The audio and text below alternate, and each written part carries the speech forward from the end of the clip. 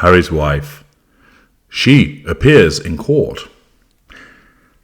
Hello, I'm H.G. Tudor.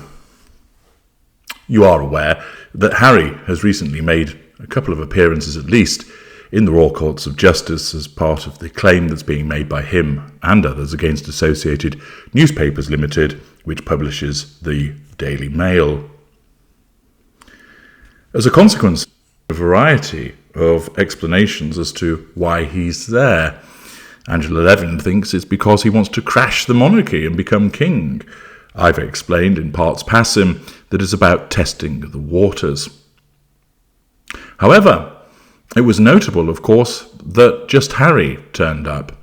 There was no appearance from Harry's wife, that she wasn't in court. However, as we know, Harry's wife always has to make an appearance in some shape or form. She cannot be left out. Whenever there's somebody else's event going on, whether it's their funeral, whether it's their Platinum Jubilee, whether it's their coronation, whether it's somebody's wedding, Harry's wife has to usurp, overshadow, pop up in some shape or form in order to shift the limelight from somebody else onto her. She has to move the attention from those other people onto her. Because when it's about other people, it wounds her. When it's about other people, she's being starved of the fuel that she believes subconsciously that she should be receiving. And that is why so many narcissists spoil special occasions. It's why so many narcissists drop the narc bomb in order to deflect attention back onto them. It's why they kick up a fuss, make a song and dance, make a mountain out of a molehill, all done as part of the way that the narcissism functions. Harry's wife does all of those things, but one thing that she does often is the narcissistic dynamic of spectering. You will be familiar with the term ghosting, and indeed I've explained more about what that is in a video of that name, where essentially someone is in your life and then without any warning whatsoever they just disappear.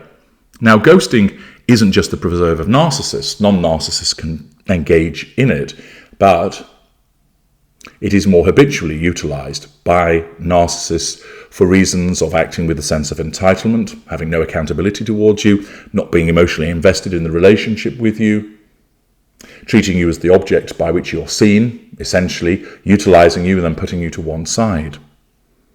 But there's also, alongside ghosting, spectering. And spectring is used by narcissists where the narcissist always looms large, like the ghost at the feast. In a way, it's a form of ever-presence.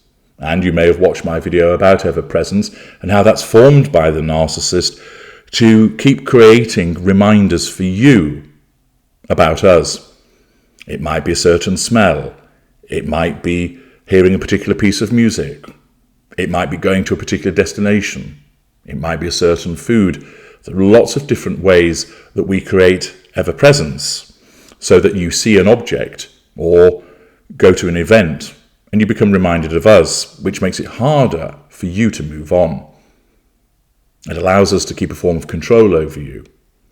But with spectering, that's not so much about creating a reminder of us through an object or an event, but the fact that we always have to pop up at other people's things. Sometimes physically, but often not. But we still have to be mentioned. We still have to be involved. We still have to be there at the occasion. So what happens is that we are talked about, and thus we receive fuel, that it provides that sense of control, that in essence, by spectering, we loom large at these events. We might not be there, but we certainly remain talked about. And Harry's wife does this a lot, that even when she doesn't attend something or is at an event, she still has to make it about her by being mentioned. So, for example, with Prince Philip's funeral, she didn't attend, but boy, did she ensure that she was spoken about because of the whole hokey-cokey about whether she was going to go, and then, of course, all the behaviour around the wreath. She wasn't there, but you might as well have thought she was for all of the discussion about her behaviour, and therefore she looms like a spectre over the event.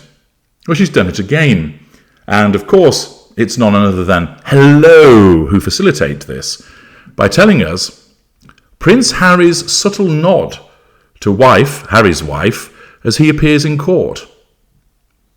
He attended the Royal Courts of Justice for the final day of his lawsuit against associated newspapers. So how is it that she managed to appear in court even when it was just Harry being there? Well, as reported by Hello, the Duke of Sussex has proven that he and Harry's wife, share similar tastes in fashion with his courtroom wardrobe, since he chose to wear Dior to attend the final day of his lawsuit against associated newspapers at the Royal Courts of Justice on Thursday. A close-up shot of the prince's outfit shows that he sported the Dior B shirt, £800, which mirrors the bee motif that the Duchess of Sussex also favours in her own looks, particularly with her Dior DB satin clutch bags, of which she owns 2. Do you feel nauseous? Do you feel irritated, perhaps even angry? These are the lengths to which Harry's wife will go to Spectre. That she causes a fashion piece in Hello to report on the fact that the shirt that her husband is wearing is mirroring her bee motif so that she gets mentioned. What a load of horseshit. So desperate is she for the need to be mentioned so that she can maintain control, that she can overshadow, that she can spectre. She has it that the Hello, one of the supine publications, links in 2 pieces of clothing. It's probably got fuck all to do with it.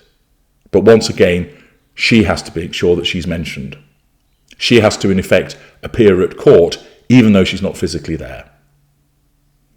It's Harry's lawsuit and those of other people. In effect, it has nothing to do with her, save, of course, she will have encouraged him to launch the lawsuit, because she directs him in everything that he does. But of course, she just could allow it be the case that he's talked about and she's not. But she can never ever let that happen. So even where it's his lawsuit, she gets mentioned. In the way that she took over the Invictus Games and made it the Harry's wife's games, making it all about her.